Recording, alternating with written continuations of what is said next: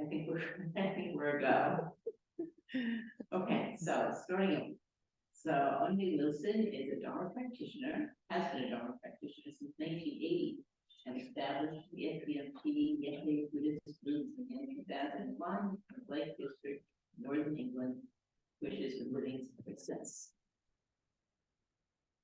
Initially, he was trained as a drama teacher, and she was a storyteller and a school teacher for over 20 years, and then a specialist in education as head of the Belief, Philosophy, and Ethics program for high school students. Ondy has served as an FPM touring teacher since 2007. She has taught courses and retreats in India, Russia, Europe, and in the UK, and now in the USA. She created a mindfulness-based mind training program that encapsulates Buddhist psychology and secular framework. She's a founder of Well-Seeing Consultancy. Ondy is also a published author, and her new book, Spiritual Rebellion, Mindfulness with Attitude, is the subject of this weekend's teaching. So, welcome everybody. Thank you, Sheila. Thank you.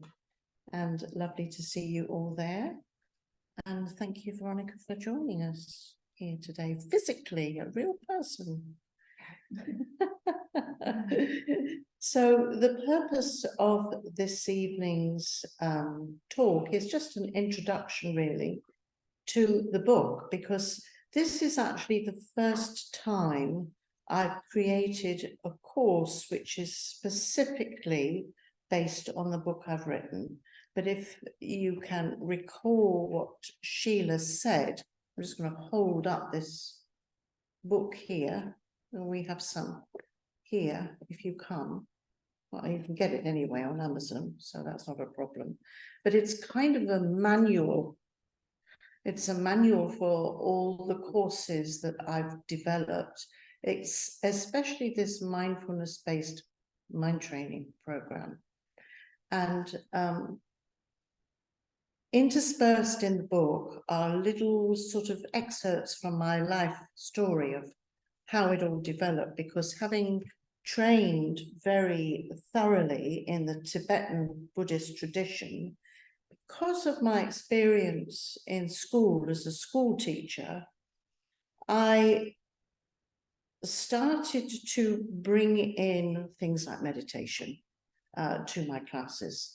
And eventually, because of my interest in meditation, and because the religious studies department knew I was a practicing Buddhist, there was this big community down the road of weirdos, really, you know, all hippies and everything, who were living, 80 of us living in this community of both lay people and ordained people.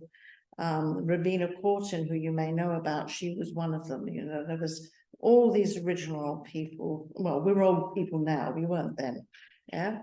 And as a result of them knowing that I practiced Buddhism and lived in this strange place, they asked me to teach Buddhism.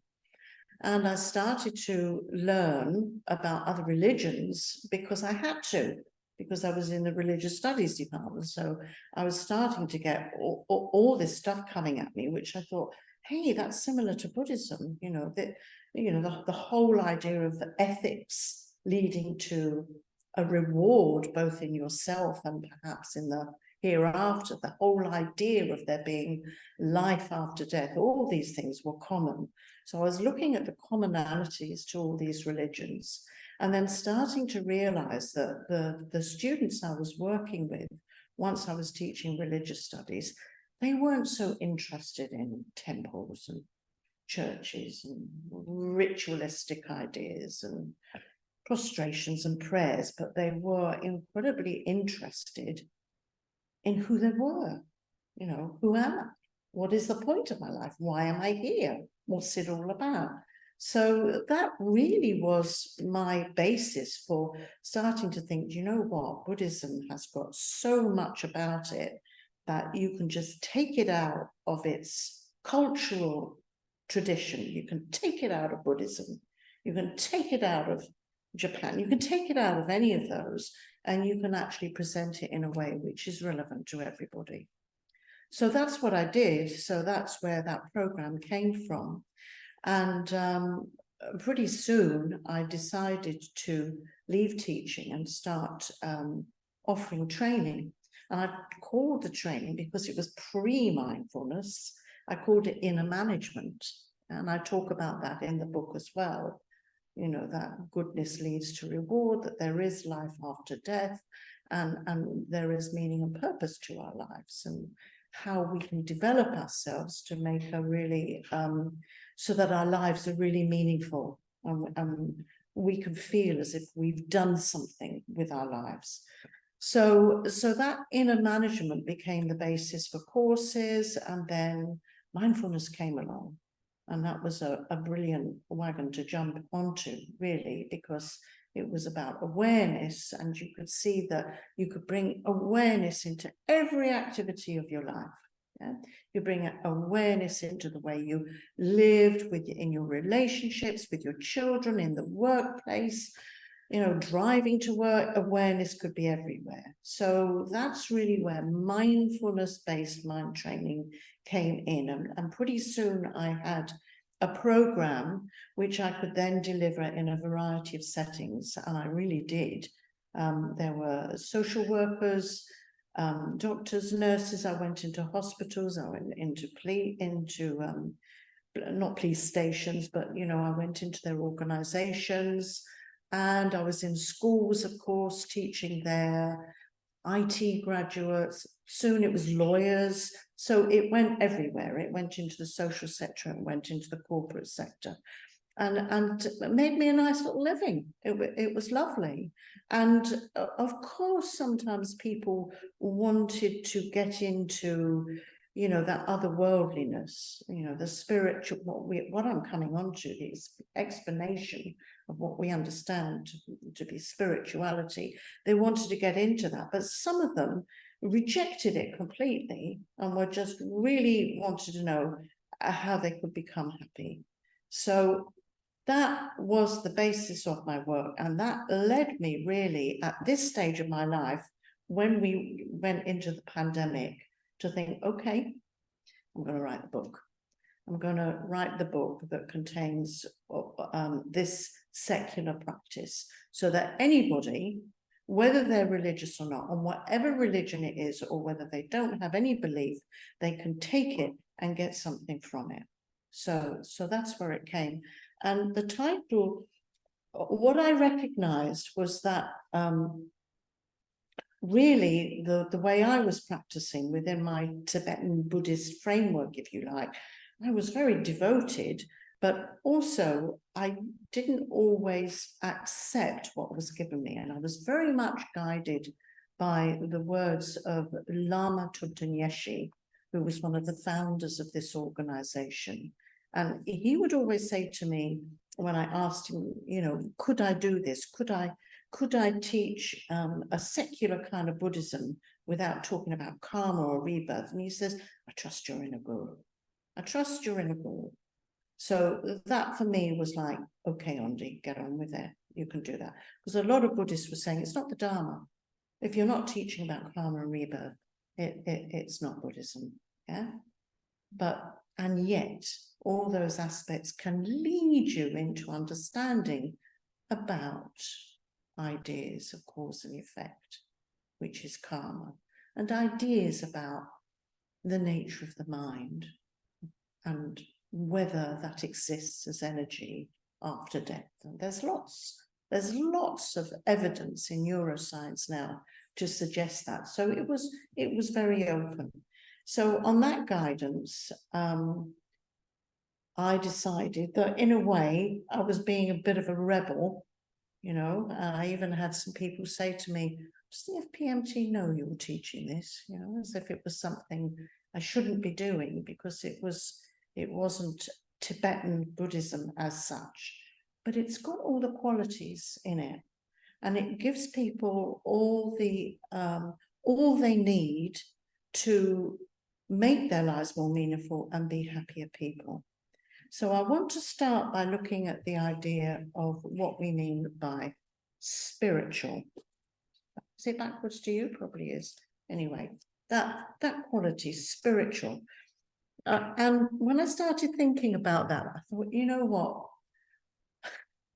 That word spiritual means so many different things.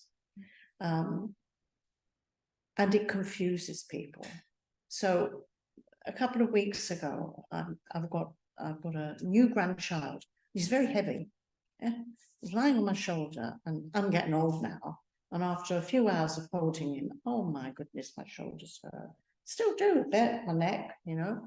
And so I went to a lady who has done massage for me before. So I was lying there and was telling her, and she was doing all this, and she knows me a little bit. And she said, so, you know, what have you been up to? Are you still teaching? I said, yeah. I said, actually, I've written a book. Oh, what's it called? Spiritual Rebellion, Mindfulness with Attitude. She went very quiet, she was massaging, and then she said, well, I had a client who came in, and she said, do you know, Dawn, that you have an Indian princess standing next to you? So I didn't question that at all. I just said, Indian, you mean American Indian or Indian Indian? That was the most interesting aspect of me, not doubting for one moment that, you know, this spirit guide was standing there. And then she said, oh, and yes, and you know that skeleton in the corner, you know, when you go into medical places, sometimes they have skeletons sitting in the corner. Well, she had this skeleton, she had, and its foot started going up and down. So I was like getting my neck massage, thinking, it's not what I meant at all. And I'm getting this whole story now about these spirit presences. So I said, well, you know, that's not really what I meant. It's more about, you know, spiritual qualities. Anyway, we were getting a bit stuck in the mystic, so I kind of left it there, and I came away thinking, yeah, that's exactly what I want to clarify, because we have, you know, you talk to people about what we understand as spirituality, and they might think, well, you know, it's otherworldly. Yeah, it is to do with ghosts. You know, we've had the whole Halloween thing going on where it's all, you know, let's all get titillated and excited by the thought that there might be ghostly presences, you know. And also we often get into this kind, I know many friends who will, you know, they'll want to feel spiritual, so they'll light their candles, put their incense on, and put some funny music on, and sit there and sort of feel otherworldly. Yeah, feel otherworldly. But what is that? It's almost like a temporary release, a kind of a little bit of stress management, or some sense of, there's something else. There's something else. There's absolutely nothing wrong with lighting candles and incense. I do it all the time.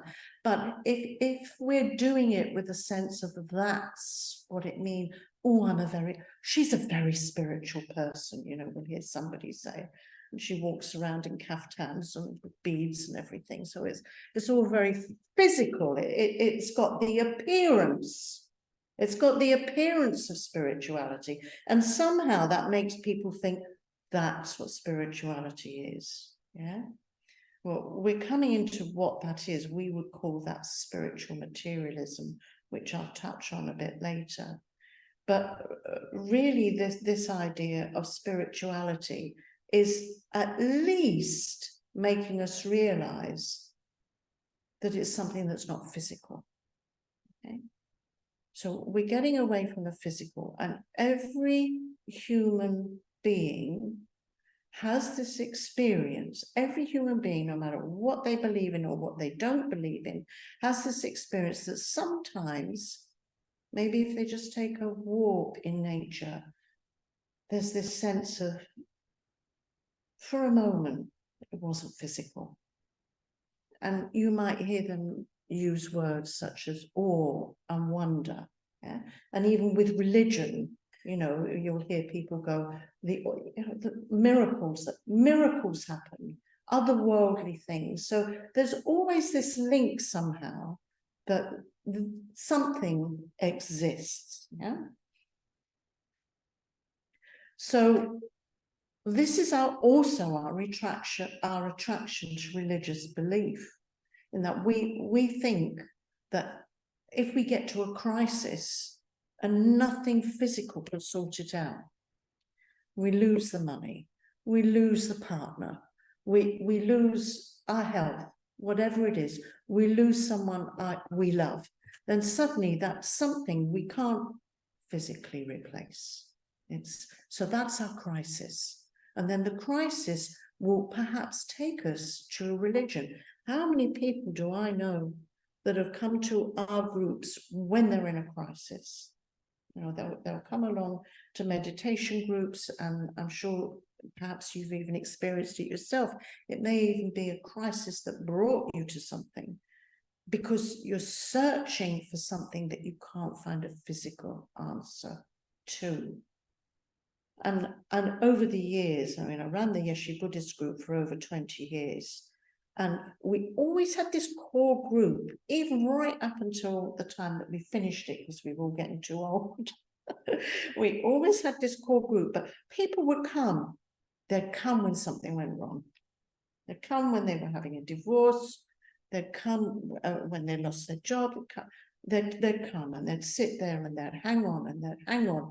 And then when they found a new partner, fell in love again, you know, or you know, they got the new job, or they got over whatever, or they were healthy again, they'd go, as if that's what it was all about. They just needed some kind of shelter from the storm, if you like. And then, oh, when the physical was working again, they'd go back out. Yeah. So we all know that. I can see some of you nodding your heads. We've all had that experience. And there's not many who kind of recognize that when you're on a spiritual path, it's not just for the hard times, because actually we need it all the time as a factor in our lives. So if we're looking at spirituality as being something that's not physical, what we're really saying is that there's something about us that we can develop, where we can find that refuge ourselves, spiritual qualities. Yeah? Spiritual qualities, what are they? So the Dalai Lama defines this, and it formed kind of the basis, if you like, of my book, of where I was going with this. So I just want to read you a little extract which says it better than if I was waffling on here. So this is just in the preface, Mindfulness with Attitude. It's all written in little sections. And I start with this quotation of the Dalai Lama. Spirituality, I take to be concerned with those qualities of the human spirit, such as love and compassion, patience, tolerance, forgiveness, contentment, a sense of responsibility, a sense of harmony, which brings happiness to both self and others. There is thus no reason why the individual should not develop them, even to a high degree, without recourse to any religious or metaphysical belief system. This is why I sometimes say that religion is something we can perhaps do without. What we cannot do without are these basic spiritual qualities. So there you go. That was it. That was it for me. It was the Dalai Lama going, yes, you know, if we can develop these qualities, then that is genuine spirituality. Yeah. And with a genuine spiritual path, we can live our lives without ever leaving it. We don't have to come to a group. We don't have to pray. We don't have to look to any higher beings to always be there for us. It's us and the development of these qualities. That's true spirituality. So, and that is the non-physical. So everything that we're searching for out there, everything, you know, when we put on the beads or we light the candles and we kind of think, oh yes, you know, either there's something, actually it's in us. It's inside us. Or what we need to do is to kind of understand that we've got two things going on. We've got this ego identity. And yes, there's a healthy ego. We all need to have that healthy ego that knows that I exist and you exist and I've got a name, this conventional reality of myself, yeah. But there's also an ego aspect of ourselves that is constantly clinging to the physical things we come into contact with through our senses. It's constantly clinging onto them and going, oh, this beautiful sunset will make me happy. Oh, this beautiful man will make me happy. Oh, this lovely food, I'm going to keep eating this because it's all through the contact of the senses, yeah? And that's physical. If we want to develop a spiritual path, we know that that ego that's constantly craving is never going to be satisfied. Never going to be satisfied. So that's all we have to do. So you don't need a religion to do that, actually. You don't need it at all. If you find a religion that supports it and supports other things, and there's a great group and it all goes well, that's fantastic. But if, as the Dalai Lama said, what a spiritual path is developing constructive emotions within ourselves, then that forms the basis of our path. Actually, you know, one of the first things that I heard from a Lama in terms of the essence of Buddhism is to stabilize the mind, develop positive qualities, and let go of negative qualities. Well, they're not qualities, negative aspects of the mind. That's it. That's the essence of Buddhism. So there's your spiritual path. Where the rebellion comes in is there's two factors. One, we need to rebel against our own egos. We need to recognize that our ego is kind of controlling what happens to us. And if we can rein it in, literally rein it in, and open up our heart and our inner self and be aware of that, then we're doing well. So that's the one thing we're rebelling against, is that damn ego that's always taking us on paths that lead to more and more delusion, really, more and more unhappiness, ultimately. And the other rebellion is against all the physical attractions.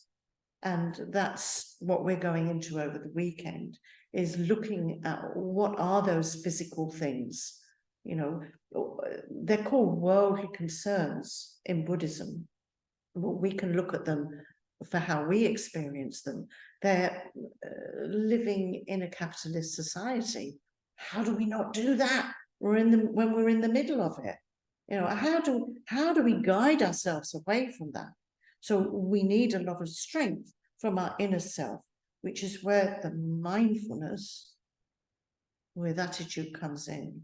Because if we're developing that awareness, mindfulness is this wonderful quality whereby we can, it's not just for stress management, yeah? It's not just for relaxation and chilling, mindfulness, or I'll do a bit of mindfulness. You hear it everywhere now, it's fantastic. You know, oh, I was mindful of that, you know, as if that's a quality that is going to sustain you.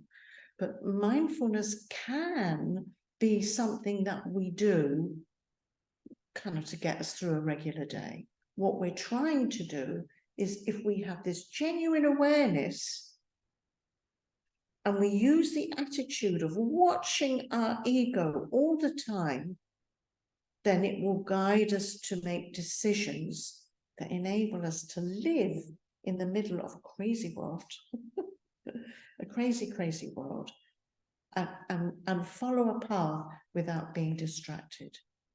Because all the pursuits of pleasure and materialism and everything are just constant distractions.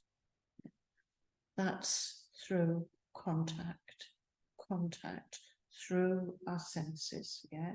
So again, that's what the weekend is all about, is how do we do that? So we're rebelling against that. We're rebelling. You know, I mean, it really is a rebellion. If you are a genuine spiritual practitioner, you are going against everything that is being held up as being important. You know? You grow up, you get educated in a traditional way, you get a decent job, you find somebody to marry, you have kids, you have a home. We're led by the nose, completely conditioned to live in a certain way. Okay? So we're trapped by that, kind of.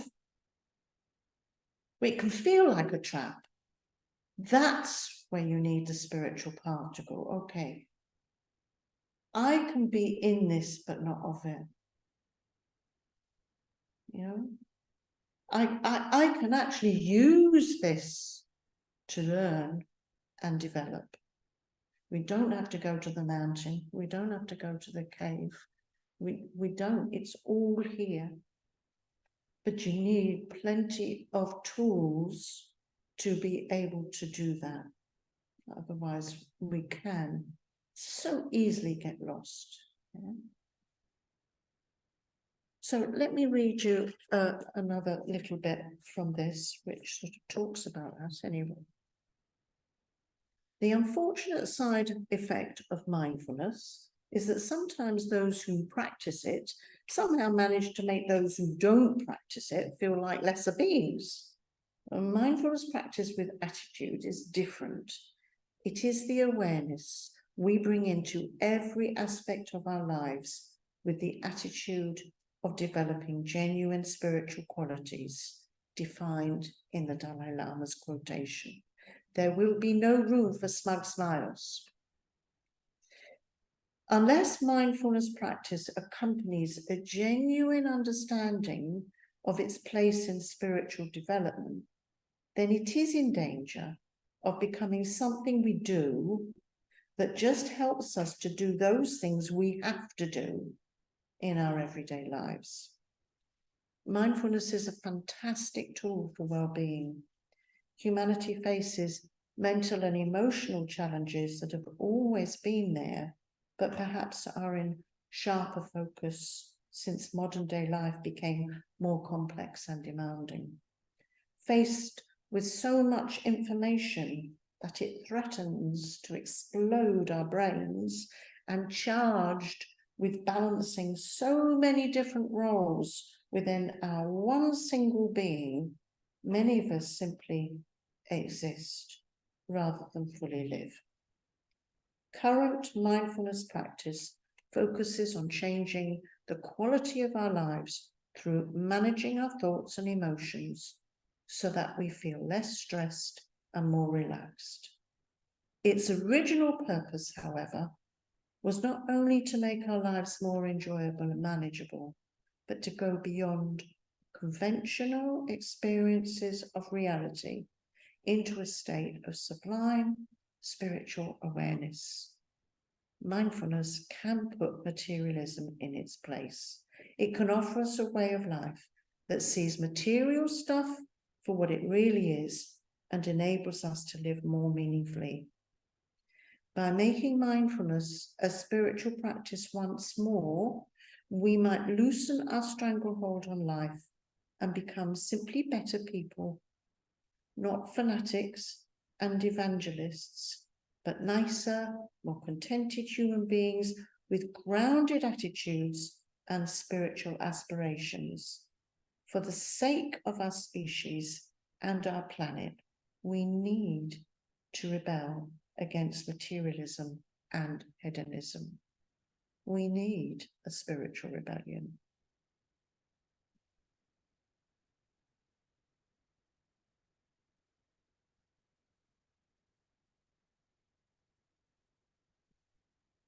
Okay. So just a little bit more, and then it might be nice to do a meditation.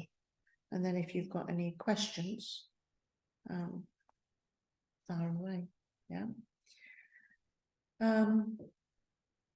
So I hope I'm making myself clear. Often when you do courses that are secular in nature, it focuses on, if you like, what we would call emotional intelligence. Yeah. And a lot of my secular courses that I've delivered have focused on emotional intelligence, having a look at how we can know our emotional landscapes, which we will do during the course. It's definitely part of this course. Know what presses our buttons, how to use antidote emotions, and to generally encourage the positive emotions and let go of those that are dominating us from an egotistic point of view, yeah, because it's our ego that is creating these destructive ways of being, these destructive minds. How this is different is that it's just a slightly different focus. It's taking in the fact that, it's giving us, I hope, over this weekend, and with or without the support of the book, you don't have to buy the book, but it's in there. It's a basis on how we can look at the various aspects of our lives and how we can develop the spiritual qualities in them. For instance, we look at our ethics. Our ethics is very closely associated with our emotions. If we have positive emotions, we're less likely to be unethical. Yeah. What do we understand by ethics? It's a personal ethics. Have we developed a standard for ourselves where we're not loose and lazy and wishy-washy with it? And you're ethical most of the time, but sometimes you wander off because it suits us, suits the ego. Yeah.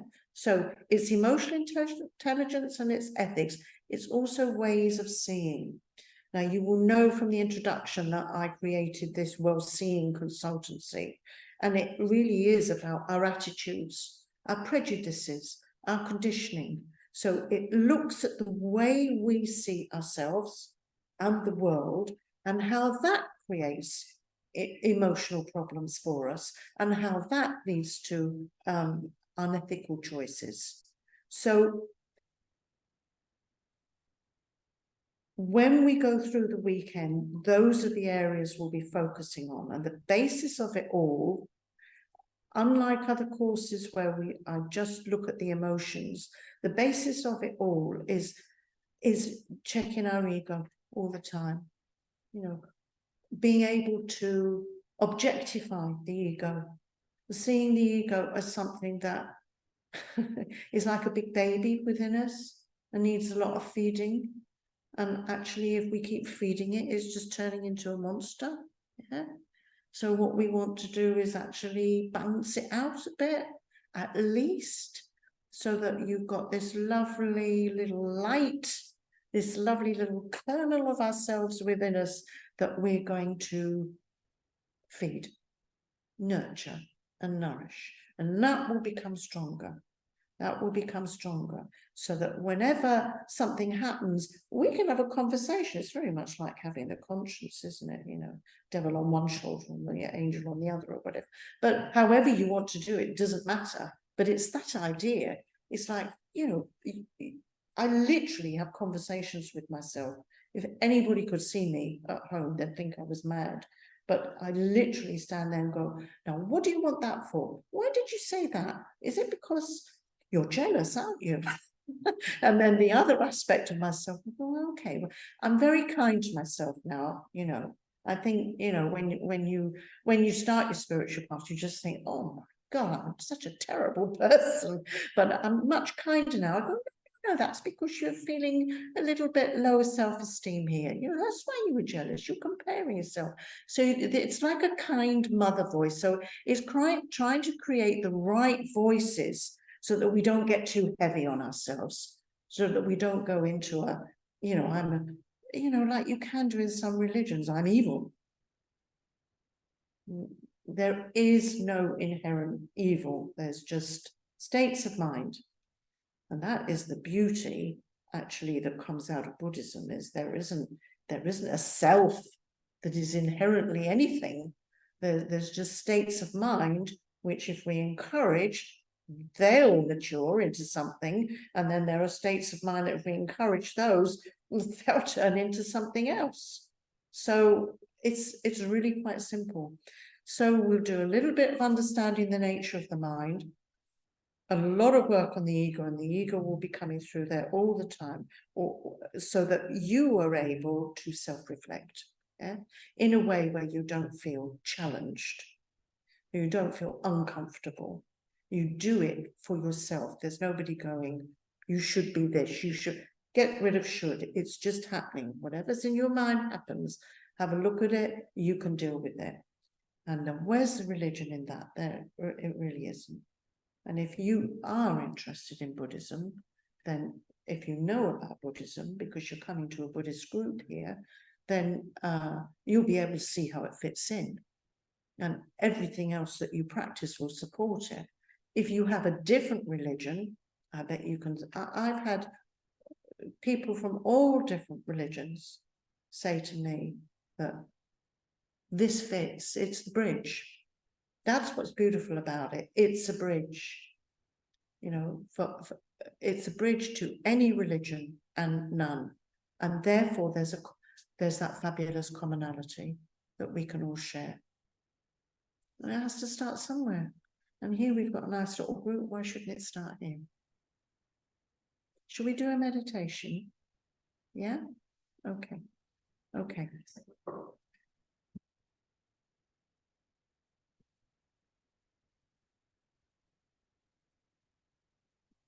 So,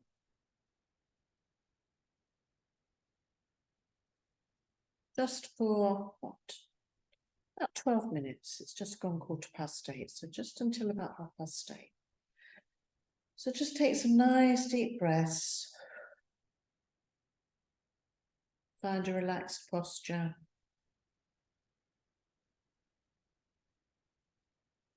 And feel comfortable in your space, whatever sounds are going on, whatever the environment, just feel safe and secure. And as you regulate your breathing, you can start to let go of any tensions. When we're listening, and when we're talking, we kind of hold our body in different angles. So unscrunch fingers, loosen jaws. Breathe nice and easy.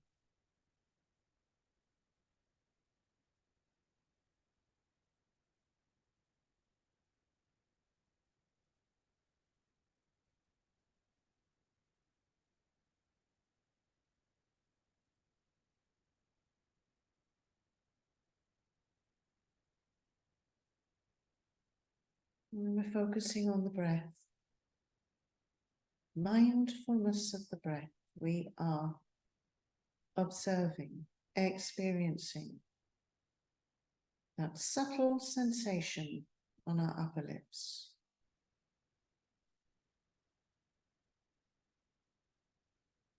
Breathing in, cool and dry, and breathing out, warm and moist.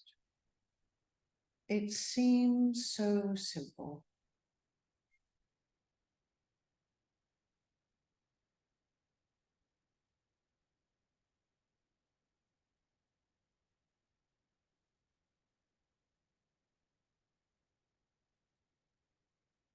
But we all know how hard it is. As our mind starts to scatter. And your mind has been stimulated.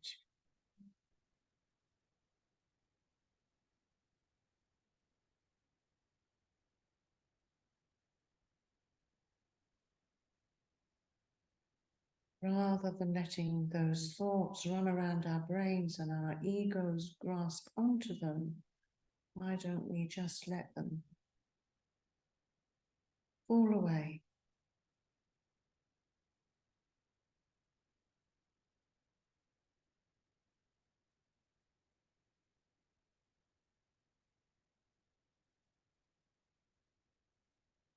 melt. Trusting that that spaciousness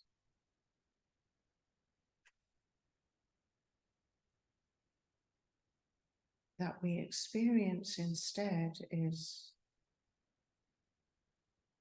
peaceful,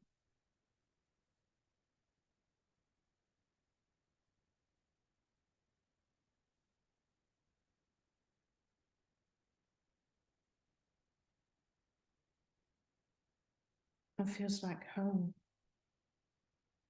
So rest there.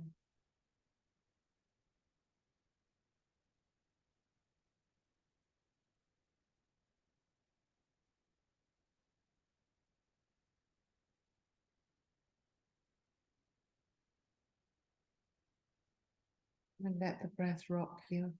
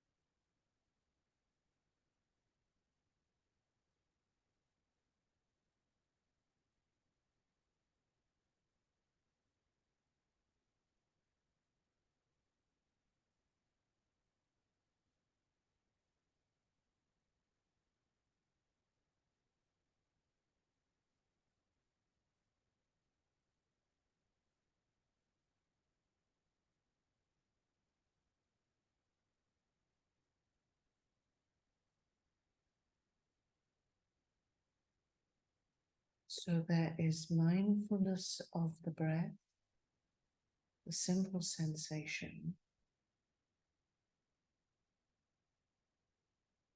and there is also mindfulness or awareness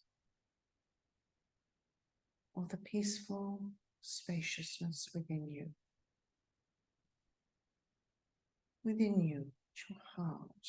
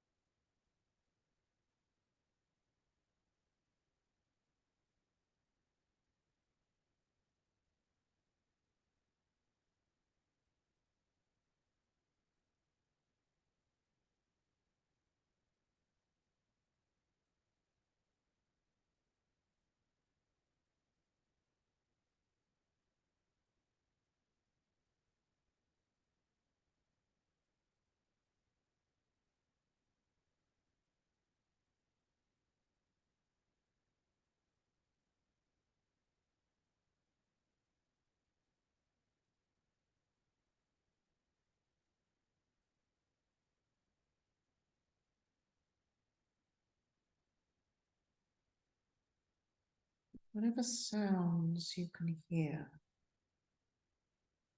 just let them happen.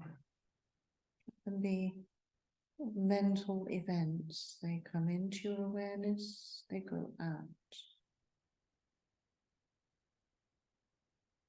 Avoid labeling, following them, having some kind of feeling about them. Just let them occur, because you are in spacious awareness.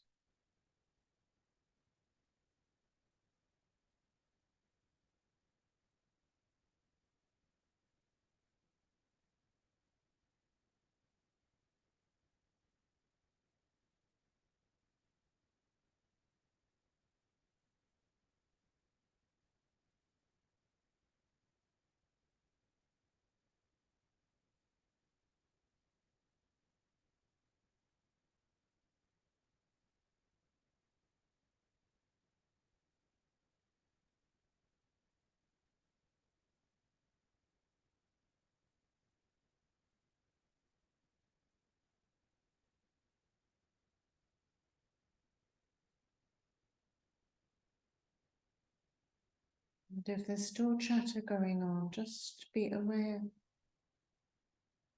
That's your little ego charging around.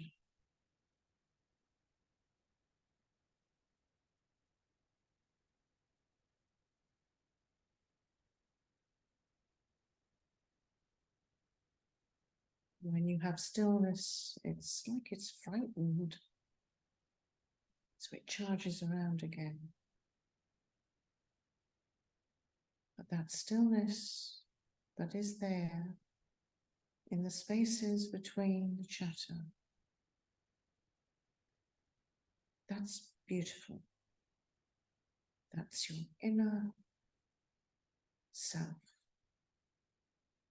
So focus your attention there for a few moments, as if you are watering a seed and it's sprouting and growing, or you might be throwing light on it and it's becoming brighter and brighter. Let whatever image works for you. Right in the center of your being, your heart chakra, that place in the center of your chest.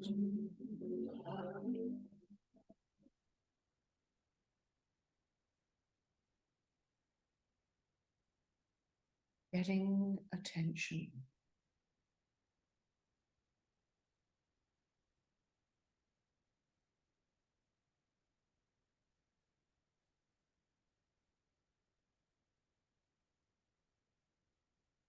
Its voice is very quiet.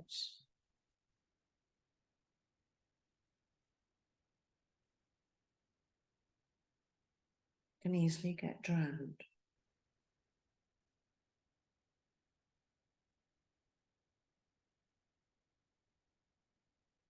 It's the quiet, intelligent child within you. It's waiting to be noticed and nurtured.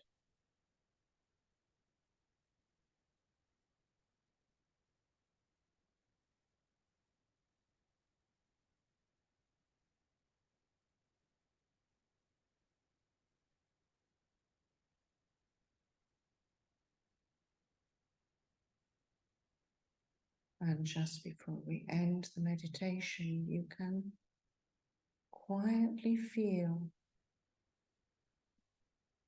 why you're here, what you're hoping for the weekend.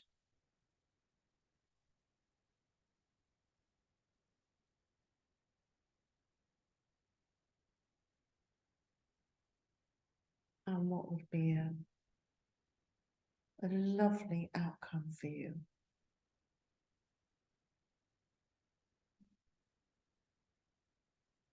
What has caught your attention? What has made your heart sing?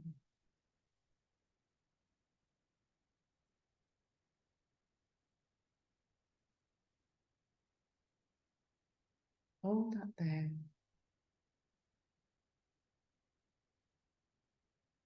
As you slowly bring your meditation to an end.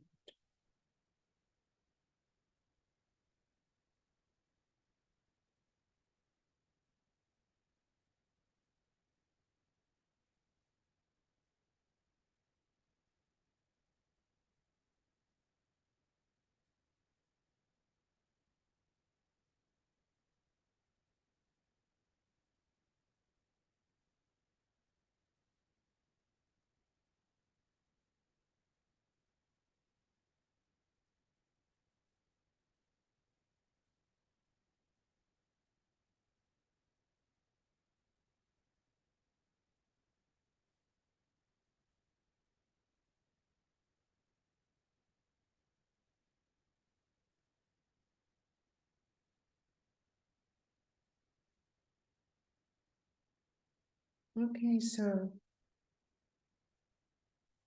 just to clarify, if you're, I don't know whether you've just come for this evening, whether you're sussing things out, whether you've already decided to do the weekend, but just to clarify, when I lead the weekend course, I will be using PowerPoint imagery as well as teaching there will be meditations, mindfulness meditations and conceptual or analytical meditations. And there'll also be reflective activities where you're able to look at your own landscapes and ask yourself questions and have time to reflect. So that's the nature of the weekend, and I've kind of covered most of it. If any of you have any questions that you want to know about, it can be about me, it could be about the book, the course, anything at all, then let's do that now. They can talk, can't they? They, you, on screen. And Veronica, sure. Sheila, anything coming up? So, yes, I have a question. So I'm taking this other class and it's on self-compassion. And she talks about the self-critic and then the self-compassion self. The self that we treat as self-compassion or compassionate to. I was thinking about the whole principle of the self. Yes. And trying to not see the self as a human existing self. Yeah. And how the self-compassionate self, which we're trying to nurture, and kind of fits into that bigger picture. Because it's something, I mean, obviously the self-critic is something that's clinging, the ego that's clinging, and grasping, and pounding on you. Whereas the self-compassion is still the self. That's, it's a voice that's present. Yeah. It sounds like a contradiction, doesn't it? Yes. Yeah, so. Yeah. Well, I think it really lies in this idea of whether we are grasping with the ego self, the self grasping at me, Ondy, the identity I've created, who I think I am, what I think I am, that, me, hard, here I am, great big me, or whether in terms of developing spiritual qualities which take us to what I mentioned in the book, experience of spiritual awakening, which is more connected with everything and everyone else. So when you're talking about self-compassion, you're actually bringing in that aspect, that enlightened aspect, that inner voice, to go, whoa, this is the example I gave when I was talking, Ondy, it's because you lack this, or you're scared, or it's that softness, that mother, it's as if we are our own beloved child, and we're wanting to nurture that child. So that then calms down the grasping and allows ourselves to be more open. Because the enlightened mind is that in which there is no self, there is only other. So once we have understood that and had compassion, had developed compassion for ourselves, the ego selves, once that is fully developed, then there is no ego, and we are able to have compassion for others. Until that time, our compassion is limited. So we have all these wonderful qualities. We have empathy, and we feel sad, but there's always an ego which is keeping us safe first. It's putting us at number one. And we have to do that, because otherwise you can get, if you rush into something like Buddhism and think, I want to help all beings, how many FPMT centers have had burnt out teachers because of that? Or directors, or spiritual program coordinators, or volunteers. So they're trying to help all beings, but they can't help themselves. So you've got to kind of sort yourself out. So it's a balance all the time. Okay, I need a break. That's not selfish. That's wise. because with a break, you are then able to continue. If the ego burns out on compassion, then you're finished. Can't give anymore. But if you maintain that balance, you know, and lamas do this, geshis do this, spiritual practitioners, wherever, they will go into retreat. Yeah, you might not sleep. You know, our spiritual director, Lama Zopa, I don't think he slept. I never saw him sleep, but he went into deep meditation and that refreshed him. But you couldn't keep up the compassion without that refreshment. We all need it if we're a living sentient being. Yeah. Does that help? So, Yeah. It's understanding that the lack of inherent self, we need the wisdom to understand that so that we can then give to others. Yeah. That's basically it. If we don't have that, then you show me anybody who is fully compassionate all the time without looking after themselves. I can only think of Mother Teresa.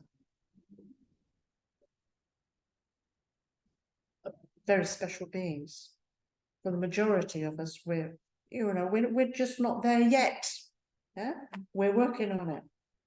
We're working on it. So we do have to have that balance of taking care, of having compassion for ourselves and knowing when it's enough. And that is compassionate to others because it means you'll be able to continue.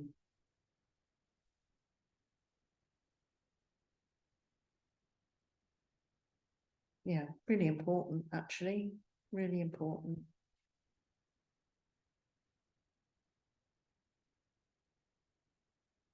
Any questions from you guys on the screens? I have a question. Yeah, Julia, hi. Hi. That was a very beautiful meditation. And toward the end of the meditation, you used two images to brighten the heart space. I remember I did the making it lighter and brighter work, but I can't remember the first image, and I'd like to know what that one is. Yeah, the first image is like it's a seed. And we often say that, you know, there is this seed within us, so that all beings have spirituality. They all have spiritual natures. But until you water that seed and allow it to grow, it's dormant. Yeah. So it's there, but it needs nourishment. It needs, like any seed, sun and water. So that was the other image, which is often very powerful. It's quite a nice metaphor, yeah. Okay. Veronica. So regarding spiritual materialism. Oh, yes. Sorry, go on. Well, so nowadays with like the wellness Yes. industry, there's a lot of, it's, becoming profitable. Yes. And there's kind of that fine line between being spiritually materialistic and then being, spiritual without the physical aspect. So, but sometimes it's kind of hard to tell where someone lies. So how would you suggest differentiating, where for you is the line? Well, I think the line is very clear. It's very difficult to judge with others, although if you're trying to find a teacher, there's quite a lot of guidance in what they're doing, whether they're doing it for fame, whether they're gaining a lot of money, and all these things are they're very seductive. They're really seductive. So I think currently in our generation and at this time, you have to really take care on who is your teacher. Yeah. And there are of course, if you understand the nature of karma, then it's going to enable you to take care that if you are a teacher, you're not doing it for reward or fame, yeah? And there are kind of strict guidelines there. But I think spiritual materialism, one of the earliest teachers I heard talk about this and write about this is Chogyam Trungpa, yeah, who you will have heard of. And it's when I saw this where I moved to, and I was guilty of it too. When I came to Manjushri Institute, this big Buddhist center in the heart of the Lake District in England, yeah. I'd done it I'd been on a course, I'd been on a 3-week course and had my brain gently washed by a Tibetan Lama. And I was totally, I was totally changed. And I went home and I put my house up for sale and I gave my notice in my teaching job. And within 3 months, I'd moved in, moved into a room. So it all felt very renounced, and I thought, oh, I shall be really sensible here. I'm going to study Buddhism and I'm going to meditate. And so, I gave a lot of clothes away and I was just like in some sturdy shoes and woolly jumpers because it was cold, there was no heating. And I thought, right, this is me now. I'm going to be this practitioner. And when I got there, it was all these goddesses were floating around. They smelt of patchouli and they had all these beads on and barefooted and beautiful Indian skirts. And I thought, oh my God, this isn't what I expected at all. And then they'd have, blessing strings. So if you had serious teachings from a Tibetan Lama, you'd get all these blessings. So I thought the more blessing strings you had, the holier you were. And some of them were really close to the Lamas. I'm sorry, he has no time for you today. And so there was this whole structure going on, which actually I think we all started to realize was spiritual materialism. Did you look like an Indian hippie that could sit cross-legged in lotus position? That made you spiritual if you could do that, and you sat in the front row. Yeah, okay. So if you were struggling and you could never properly sit cross-legged and you went numb and you hadn't been to India, wow, then you thought you had so far to go. Yeah? So there's a spiritual materialism. And you sometimes see people, there's some celebrities who kind of on YouTube now, and I'm not going to name any names, but they wear the stuff and they wear the malas around their neck. They're showing you. They're showing you, I'm spiritual. That's what they're doing. And they may speak as if, in enigmatic statements. I'm spiritual. So if anybody is doing that, putting up a show of being, I'm spiritual, then take care. Their heart's probably in the right place, but they're thinking that external factors. And I remember one of my teachers is Geshe Tashi Tsering, and he was resident teacher at Jamyang Buddhist Center in London. And he used to come up to Cumbria, he used to go to other English centers. He came up for 12 years, twice a year. We got to know him very well.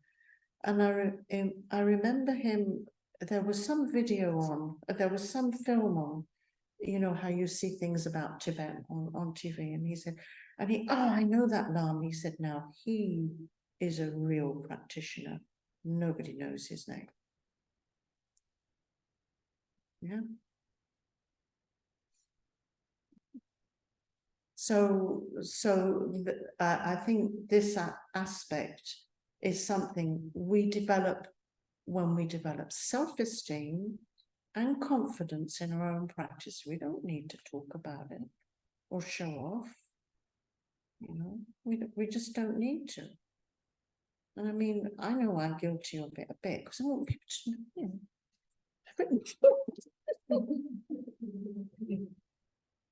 It's like that, you know, because we're a little bit insecure on wanting, but yeah, I mean, little bits of spiritual materialism are natural, but actually we do need to take care of it, and we do especially need to take care of it in ourselves.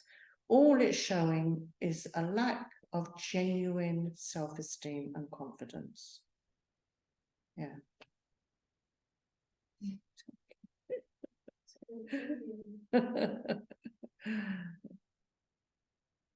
How are we doing? Are we getting tired? We're getting tired. Well, it's 9:15. Well, I can't sell you any books or sign them for you, can I? Are we okay up here? Any questions up here? Or you've got an idea of what the course is. I hope you're able to join as much of it as you can. And if you do want a copy, genuinely now, not because I'm being spiritually materialistic, but if you do want a copy, you can get it through Amazon if you can't get here. Yeah, I know that. And we've got some here. And I don't know what else to say. I think we're done, actually, unless you've got any other questions. Okay, Sean, anything? Yeah. No. Happy? Veronica? You're okay. You kind of got it. Okay. I hope I've made it clear. I hope you've got an awareness of the stance I'm taking. You know, I will refer to Buddhism. And I don't know here. Are you Buddhists out there? Put your hand up if you are. So Julia is, and Terry is. We know Sheila. Sheila isn't putting her hand up, but it's okay for you. Where's she gone? Sheila, it's okay for you what I'm saying. It's not putting you off or anything. Sheila Richardson, can you hear me? Are you okay? Keeps moving around. And then there's Marianne. I can see a picture with the dog, and I know what Marianne's thinking, but anyway. Any queries, just ask me and I'll clarify. I can't help but refer to Buddhism because it's where I come from. Yeah. But it does cross those boundaries. And in the book, I refer quite a lot to the teachings of Jesus and Muslim traditions. It kind of crosses the boundaries there to make sure it's all inclusive. Thank you very much for coming, spending the evening, listening to me talk about me and the course, of course. And I hope you join me over the weekend. So thank you. Thank you. Okay, thank you. Thank you. Thank you, Terry. Thank you. Have a great night. Yeah, thank you, Sheila. Thank you, Julia and Marianne. Yeah. Bye. Bye-bye. Bye-bye.